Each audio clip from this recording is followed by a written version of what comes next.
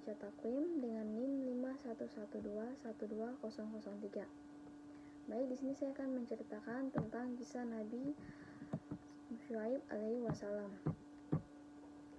Kisah Nabi Syuaib alaihi wasallam merupakan salah satu kisah Nabi yang banyak mengandung pembelajaran untuk dapat dijadikan suri tauladan dalam kehidupan sehari-hari, yang dimana Nabi Syuaib alaihi wasallam merupakan salah satu Nabi yang wajib kita ketahui bagi orang muslim. Saya akan menjelaskan bagian-bagiannya. Pertama, nasab Nabi Syuaib alaihi wasallam. Nabi Syuaib alaihi wasallam mempunyai nasab sebagai berikut, yaitu Syuaib bin Makil bin Yasjir bin Madian bin Ibrahim bin Azara bin Nahur bin Surui bin Ra'u bin Kalij bin Abir bin Syali bin Arfassad bin Sam bin Nuh. Selain itu, Nabi Syuaib alaihi wasallam merupakan bapak mertua dari Nabi Musa alaihi wasallam. Hal ini dikarenakan Nabi Musa alaihi wasallam menikahi putri Nabi Syuaib alaihi wasallam yang bernama Safura atau Syafrawa, yang kemudian di pernikahannya mendapatkan dua putra, yaitu Rahuil dan Hobab.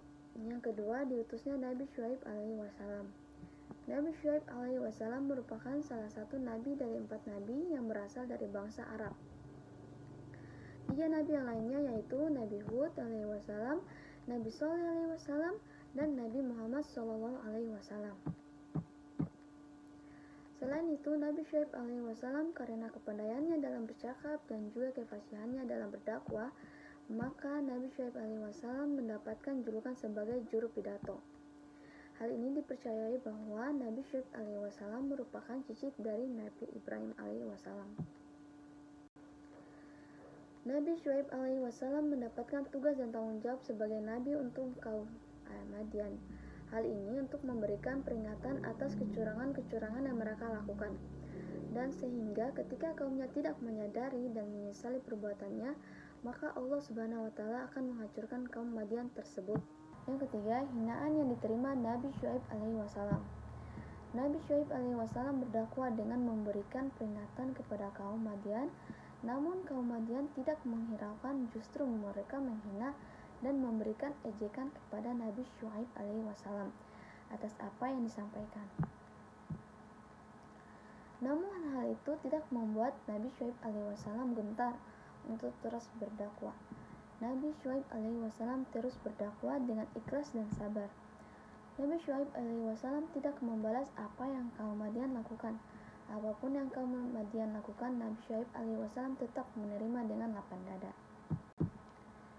Nabi Syuaib alaihi wasallam menyampaikan bahwa dirinya sedara dengannya agar mereka mau mengikuti jalan kebenaran yang Nabi Syuaib alaihi wasallam bawa. Namun hal itu tidak membuatnya bersamanya, justru ketika Nabi Syuaib alaihi wasallam mulai mempunyai pengikut, justru kaum Madian semakin marah dan menganggapnya sebagai penyihir dan pesulap ulung saja. Yang keempat, kisah Nabi Syuaib alaihi wasallam dengan kaum Madian. Nabi Syuaib alaihi wasallam merupakan nabi yang diutus untuk memberikan peringatan kepada kaum Madian. Nabi Syuaib alaihi wasallam berada di daerah timur gunung Sinai pada kaum Madian dan Aika, yang merupakan kaum yang tinggal di pesisir Laut Merah di tenggara gunung Sinai. Selain itu, masyarakat atau suku Madian dikenal karena perbuatannya karena tidak jujur dalam timbangan dan ukuran. Selain itu, kaum Madian dikenal juga kaum yang tidak mengenal Tuhan, karena mereka menyembah berhala yang bernama Al-Aika, atau yang terdapat sebidang tanah gurun yang terdapat pepohonan yang sangat lebat.